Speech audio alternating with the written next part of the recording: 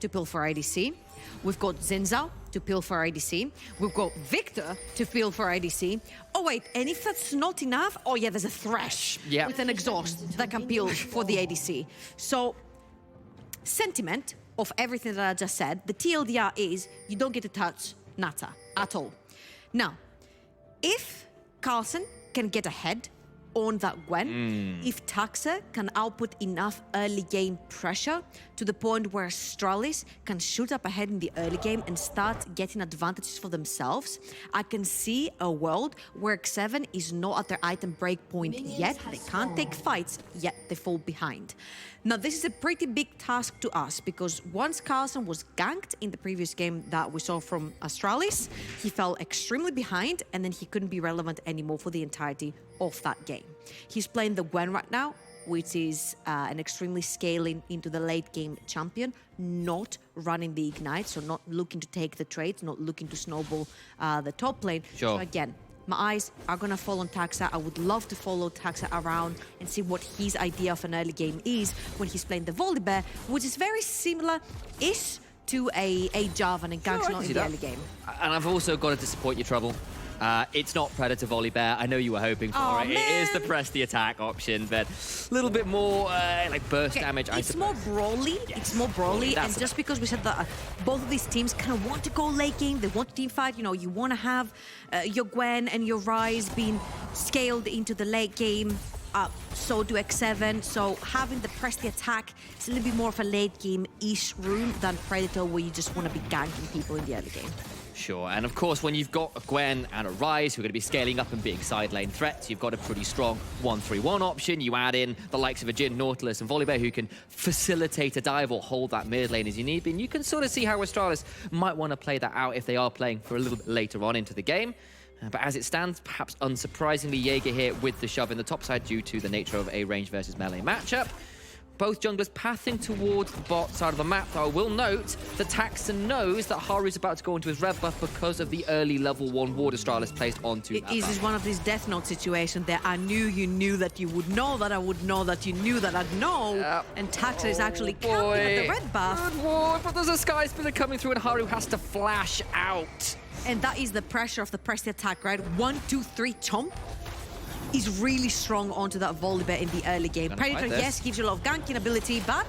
Gonna get the smite, and that is secured by Haru, who gets away with it. Haru doesn't miss those. He does not, and has burnt the flash, but does get the red buff invade, and that will delay Tax's speed of clear, but Jinzao down the flash, maybe he could get dueled around these scuttle crabs. I'm honestly gutted, because that was a really lovely play from Taxa that has now set him really, really far behind.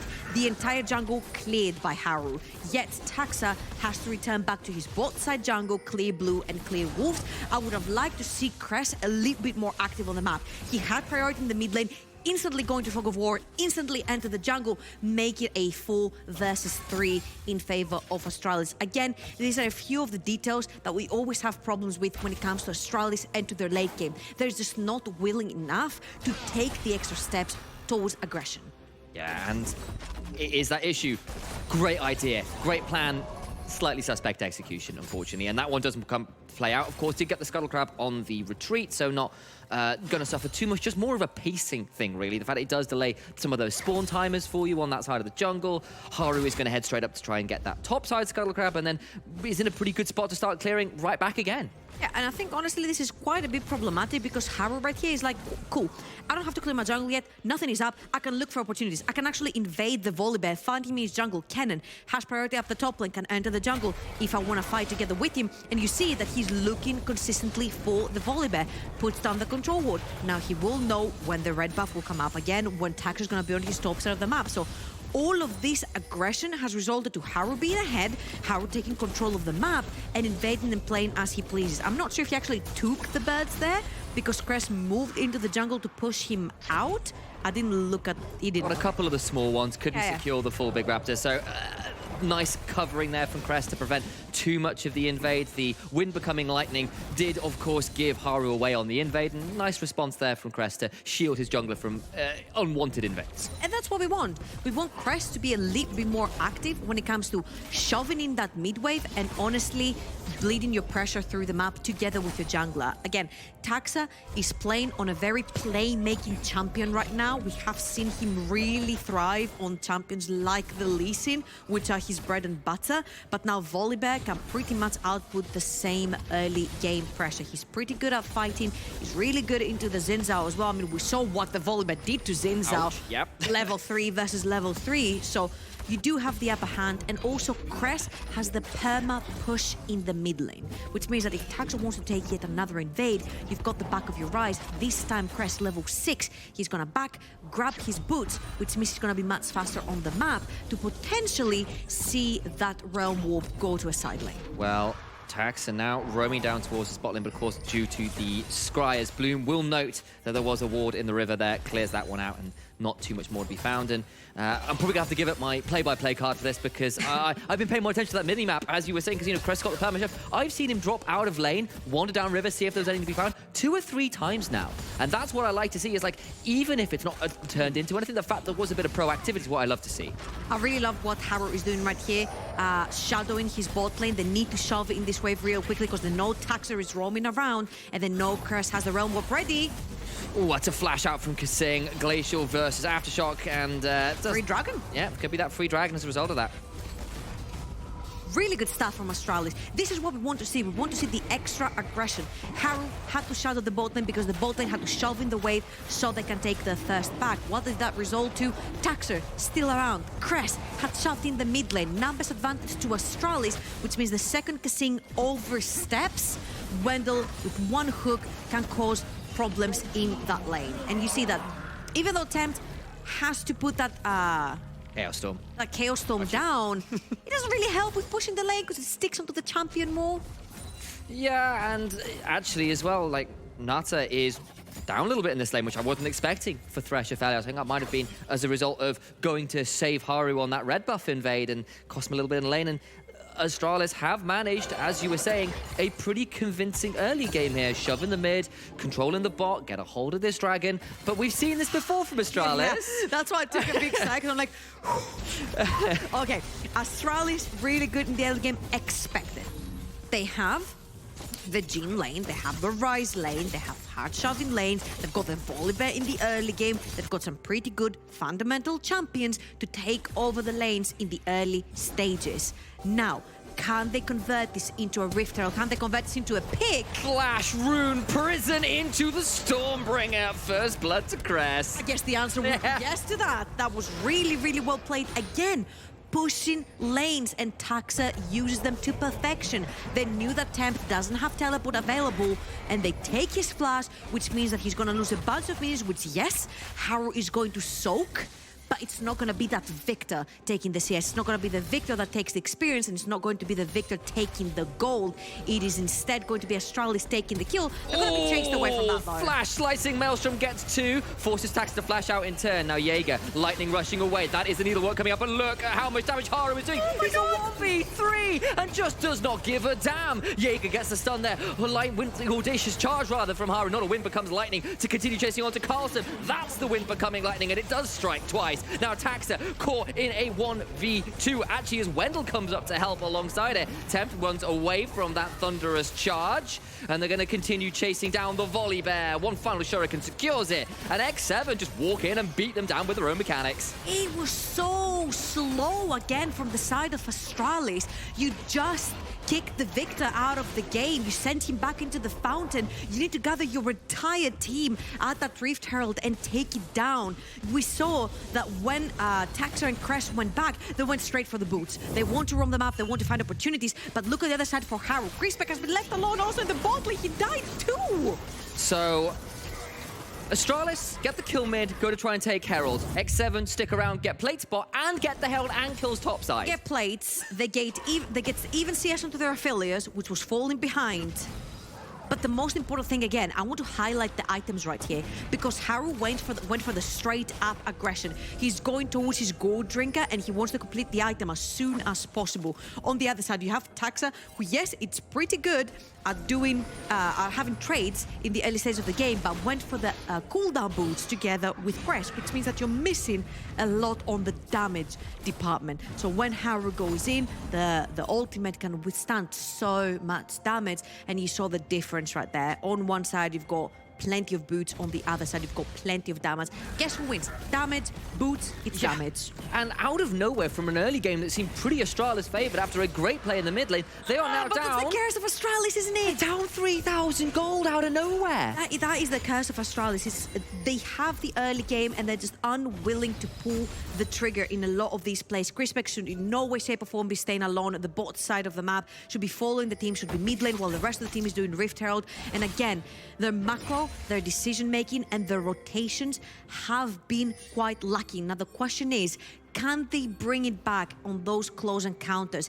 Is Carlson going to be enough of that god Gwen who's been set behind? Makes a lot of damage. Remember, Haru does have a lantern, so it gets out, but that's a chunk onto the mid lane about a minute before this dragon spawns. Does have teleport, so we'll surely be able to reset and cheat that kind of reset timer. But Haru just going forward every time. He's so aggressive here with the Herald and infantry. Very deep now, does have that lantern, takes it away, but Tax is going to get the thundering charge to get some more damage. Has to burn that Crescent, got a lot of damage, but they don't quite have enough. Instead, he's going to go forward. Can't quite get Crest, taking a lot of damage now in turn, but look at Kasing and Temp trying to do as much damage in turn. They kill off the volley bear, and Haru survives. I don't know what's going on. What?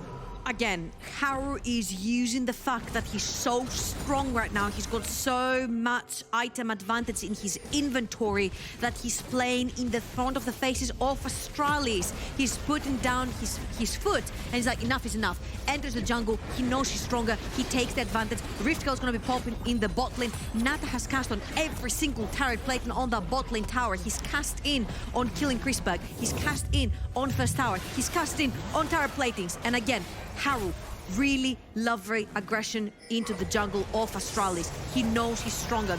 Great shield right there from Kasing to pull him back. And once that Zinzao pulls ultimate, you gotta stand in the ultimate to hit him, which means all this Jhin damage went through and did not touch Haru. Cress had to flash away because Haru is too strong. Taxa dies. There were 4 members on top of Haru, and Haru does not end up going down. That is insane, and well, I'm glad that Kindle Gem got turned into, because the weight of that ball was just massive for Haru going in there. Huge stuff from him. Gets that gold drinker 2-0-2, and that's after he burned his flash on his around his initial red buff, What a turnaround here, and now gold lead is now at 5,000 gold. X7, so good at just exploding leads out of seemingly nowhere.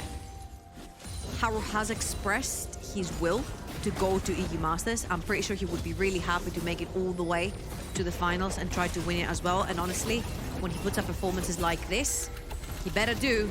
And Astralis are pulling up a 5-man towards the top side of the map. They send in Wendell, but Nata goes forward with that force. He's going to try and survive with the onslaught. They just can't kill him. He gets right on out. Now Kasing going to be left out to dry. He has the stopwatch and should be able to think about getting out. Has flash, gets towards the tower. The bullet's going wide. One last one would do it. They miss. And somehow, some way, they get out.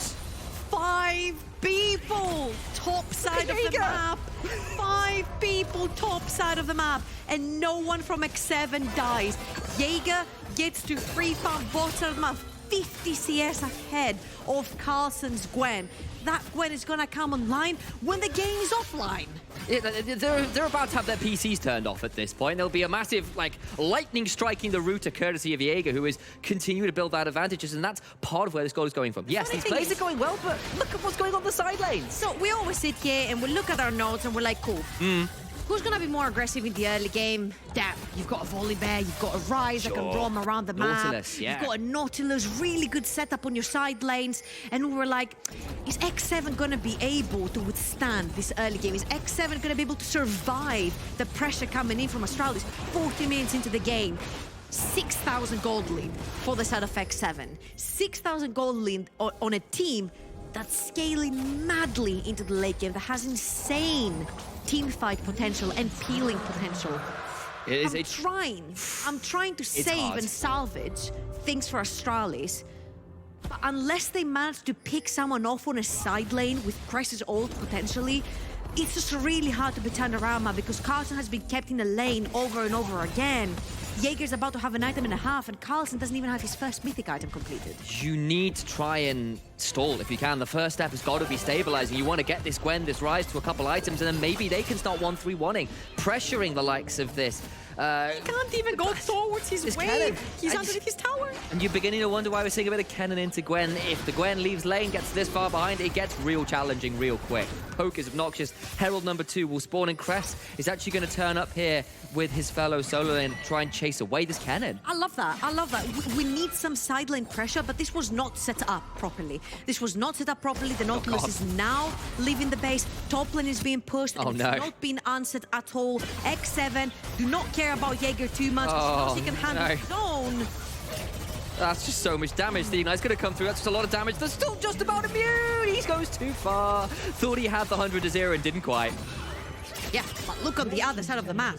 Nata is pushing mid lane wave after wave after wave after wave. We said we want Astralis to push in the side, potentially punish someone who's pushing. Who's the one pushing? It's going to be Jaeger. Yes, he gets punished, but what do they lose for it? They lose Rift Herald, they lose top lane tower, they lose, top lane push, and now Crispec, mate.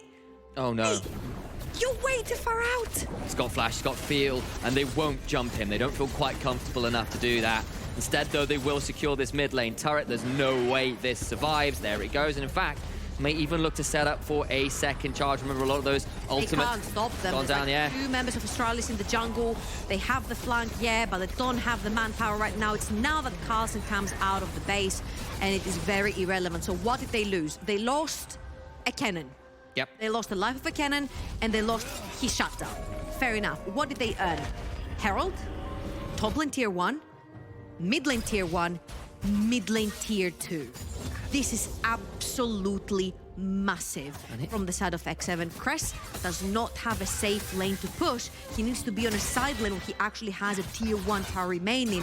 That's why you also see Carlsen in the mid lane, plus the fact that Cress does have the teleport. He could potentially enter team fights now that teleport has been unleashed. But you look at the inventories, they're so strong for the side of X7. I mean, here I was thinking property was supposed to be expensive, but one cannon's life trades you for 3 whole towers. Apparently X7 is rich. And doing very well. They've got the dollar right now, and that's the prize of being the first place team in the league, tied up with JDXL. Finally dropped a game, did X7, of course, over the last we week. would have been on the EU Masters list of the undefeated team so far. Come on, X7. You know it. Unfortunately, did give away that one game, but are still looking to prove why they are the team to beat in this league. And for Astralis, I would say 17 minutes in, 7,000 gold ahead. Monstrous. It proves a point. It certainly does. And for Astralis, like, you can see what they're trying. Like, okay, try and punish this cannon who's shoved up so far, but it comes at such a mighty cost. And their mid game has not been their strength for Astralis. And I asked to stabilize this, hasn't been stabilizing. It's just bleeding out even more right now. You look in the top lane, still ahead for the cannon. X7, there is no vision for Astralis, but Haru could have been caught here. He'll take the lantern. He's outie, but again, the pressure of having to be careful. Taxa going in. Taxa was supposed to be this big playmaking option with the volley bear. They're going to throw the depth charge onto Haru, but they can't do as much. Cannon comes through. Jaeger gets a lot of damage out, and the lightning slices apart one. It'll come at trade. Now Cress flashing forwards. Rise doing a lot of work, and Carlsen gets one as well. It's a big shutdown. The realm warping forwards. How many people are coming? They don't take it. That's a big pickup for Astralis. The moment I doubt them, they at least pull off something there.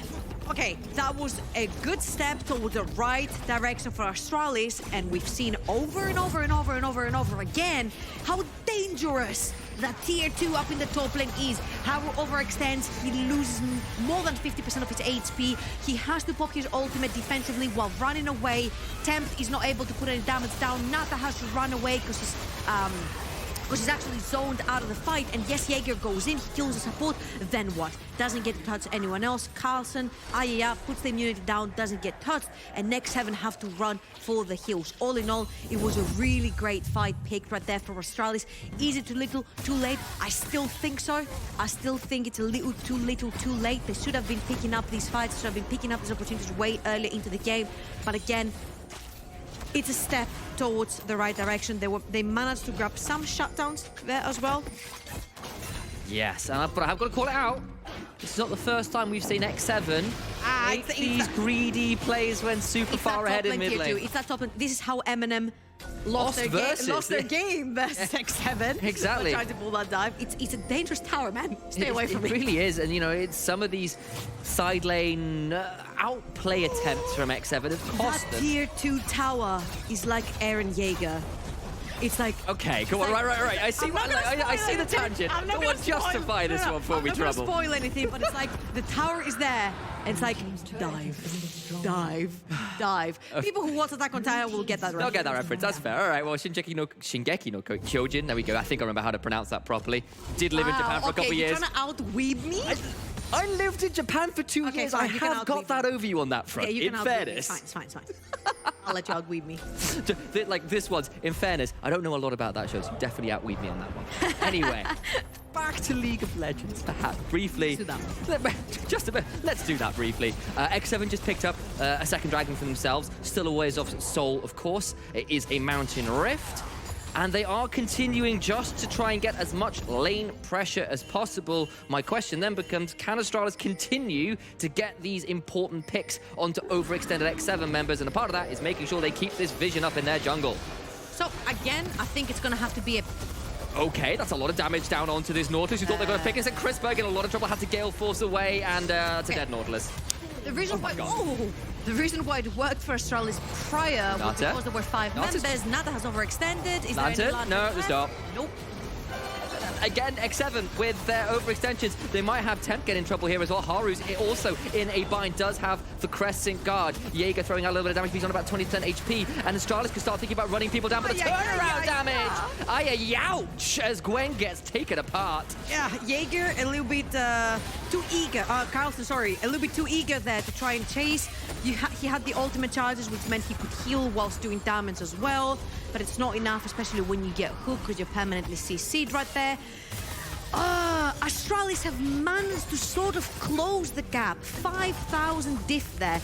And it started by Wendell in a very overzealous move out there to try and pin down Jaeger. Like, Jaeger does a lot of damage on that cannon. You can't just pull him towards Chrisberg, who's your ADC. This is the target that Jaeger wants to be hitting. You can't be pulling these hooks. And the reason, again, why Astralis were able to pull out that fight in the top lane that was successful for them is because they were able to catch out Haru at the start and take his ultimate. Now, what they can do is potentially try to go for more picks when they're 5-man ulted together. He's in so much trouble. Way too far ahead. Gonna try and get as much damage down as they can, but they've got shields and they can't quite finish it up. They need to realm warp out quick as they can. Do manage to get it, but look at Cress. He's still gonna be able to walk away. You look at him and he's already out. I just think Astralis do not understand the assignment here. They need to be a 5-man unit. They need to catch someone off guard. They need to catch someone on a side lane. You can't have Wendell flashing 3 screens away from anyone in your team and expect someone to capitalize on a pick. This will cost Astralis Baron. They don't have the Rise ultimate anymore. They will not have... Sorry, they will have the Chrisberg coming up for Chrisberg. He's just gone. Don't even need the ultimate. He's deleted in a second. Shocked to death. That's 240 volts. Easy there. The main supply coursing straight through Jin's veins, and he's taken out. Baron's still going. Taxer has to steal it. He has to try. Run away. He's got the Stormbringer. He can think about it. Look at Cress as well over the ward. Jaeger's going to try and play blocker. Throws down the slicing motion, but he's unstoppable. Into the pit he goes. Taxer going to try and get this through. He's going to get down. Still taken. They're going to kill the volley bearer as well. It was a worthy attempt from Astralis, but they can't quite make it work. Gwen is not immune enough, and she falls down as well. Haru does not miss his smites versus Taxa. Taxa caught him off guard in his right buff. He smites it away. Taxa jumps into his Baron pit. He smites the Baron away. X7 started it, and X7 finished it. And again, that was a 4v5, a very valiant effort right there from Taxa to try and take down this Baron. But Carlson also jumps in, which means they will give yet another life together with the Volley Bear. Good discipline from X7 to stop burning the Baron and try and take down Taxa. Still, of course, for Astralis, they had enough damage to get it down to... difficult also when you have like AoE more damage AoE spells. I mean, you've got AoE spells with the cannon, with the Victor. It's really hard not to hit Baron and only hit Volley Bear. Absolutely. You know, and I credit over to the rest of Astralis for continue to chunk it down and try and get it into that smite range. It didn't work out, unfortunately, for them. They are now down the Baron. And they are in a difficult position in this game. 30 seconds for the next Dragon, and I appreciate the attempted picks they've been going for between objectives. Crest gonna try and go for another one, gets rooted in place there by the binding Eclipse. Gale force forward, cleanse flash, but it's into the waiting arms of Carlson. Scissors. This is not the surgery you were looking for. They're gonna try to take out the Aphelios' appendix and do so. But what about the rest of X7? Crest runs away with the phase rush. Jaeger can't survive. But Gwen, who's going on a murderous rampage. Hospital of Doom, double kill coming through, and actually Astralis have just about managed it. A root for the Rune Prison because Crest hasn't left. Astralis, if they actually got have done it, they get the Everfrost root. Here comes the teleport back in from Temp, who's trying to get him. They can't get him, and now it's a 1v2. Still, Temp does so much damage, but there's going to be a Hallowed Mist available again soon. So much damage coming through. Carl's going to get this one as well. No, flash away from Temp. And the moment we say Astralis, you can't play the mid game. They come up with a play like this, lose Baron, win the fight. To be fair with you, Astralis didn't play the mid game. It was Carlson again, coming in clutch, finding the targets that he has to. These patches of every single carry that X7 has right here. And Crest, a little bit overzealous again with his movement. He goes a little bit too far, but Nata Gale forces into the hands of Carlson. Carlson takes those. He will take the Aphelios with him. Then he proceeds to take out Jaeger as well. You see that the Gwen starts scaling into the late game, and if she has to face you one by one, what have we done letting Carlson get into the backline? That's all I'm gonna say. Tempt, TP's also back in to just almost face his demolition as well. Burns the TP, which is going to be huge for any macro play that X7 want to push there. And Carlson, he bunked in on a bunch of kills. Oh, yeah. He bunked in on a bunch of bounties, and he took the Dragon as well. So that's 2 egg bunch. And Astralis, they do it again. They do. They're still down 8,000 gold, I want to remind you all. That's a feel-good moment. That is the comfort zone. But they've got to be able to continue making plays like that, and I appreciate the fact we have seen that multiple times. Not all of them have worked, but that's the kind of play you need to try and find a way back in. You know what? Gulbok said that his star sign is really lucky today. Now, I don't know if he says the same star sign with any of the Astralis members, because they need some of his luck as well. They're going to need it here, and of course, like Nata there as well. He Gale forces and then flashes the dredge line into Carlson. Like, that's what the flash was. He was trying to get away from the dredge line, and he dodges it, but gets in so much trouble as that one was a bit close as well. Yeah. So the thing with X7 right here is that they have a pretty nice composition to peel backwards, but when there's so much heavy engage on the side of Astralis, you need to be very careful at what boundaries you can overstep. Because if one hook lands, there's no flash on any of the X7 carries. So if Wendell manages to get one of them, the fight could very easily start for Astralis. They can play underneath the tower, but all this poke coming in from Cannon, all this poke coming in from Tempt will push them off of the tower, and this is going to be a pretty easy inhibitor for the side of X7, using their dollar and using their pockets. Look at the back, it's Carlson again. And now the X7 have got to try and find their way out. The curtains are called. They're going to try and play this one out, but Jaeger is playing blocker, gets locked in place, does get landed out. But look at where the lock comes through and deletes him anyway. And now you've got Tempt, who's very deep. Stormbringer's come through. Haru is going to be in trouble as well. And Astralis pick up another kill. They're realm warping forwards. Every man comes through. Kasing left out to dry. They get that pick, and Baron's a minute off. They won't be able to secure that, but that is a big, big win again for Astralis, who are continuing to be able to pick apart X7 in these fights. Again, X7 are overstepping a little bit the boundaries. No one blocks for Jaeger, so he ends up taking the last shot of the curtain call as well. And again, you see, from the flank, Crest and Carlson, they dodge away from Kasing's hook as well, and they catch Jaeger. Beautiful lander from Kasing. But then no one blocks the last shot from the Jin ultimate. He ends up going down, which means this is a 4v5. Nata is already running away. Your damage dealer, your artillery, is already running for the hills, which means you do not take the fight, and it's still Carlson doing so much work for this Astralis lineup over and over again. Astralis have had to rely on these backs of the 16-year-old Danish prodigy that they've brought into the team. And this is a Gwen that was down over 50 CS. Oh, yeah. A lot of towers, a lot of gold. In fact, can we flick over the gold? Because I want to see what's going on that top side. Suddenly you got a gold lead for that Gwen. Yes, of course, mid lane, bot lane, still pretty okay for X7. More than okay, but Gwen in the late game becoming more and more problematic. Okay, this is a big boo-boo here, because Taxa pushed a little bit too far forward. He overextended, he lost his flash. And this is so important, especially since Baron is up. Being able to get in and out of the pit. Try to go for that still, but Crest has Crest takes so much damage. He's going to flash out, and maybe Jaeger's gone too different. He's going to die, and now Crest gets out, of course, alive. Temp's in trouble as well. He gets shut down. They do manage to get the Nautilus to trade. Haru goes to the backside and secures Chrisberg. But can he get out alive? Gwen in this choke point could do so much work, but she's not going to be immune for much longer. Infernum flying through as many as they can. Duskwave looking to set Astralis into the night. The stars being silenced. It's a supernova of a team fight in favor of X7. They come out on top. And this is the first fight that Nata has actually had the luxury and the space to put down auto attacks. The death timers are huge. 10 seconds so when the only attacks are alive. The artillery is alive for X7. They're gonna end the game right here, right now.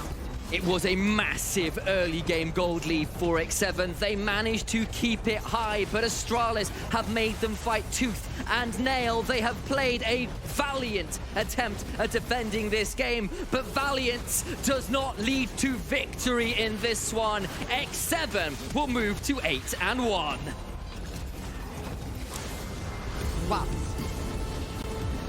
So, X7 show us that they can bleed, show us that mistakes can be made. I'm not too surprised that they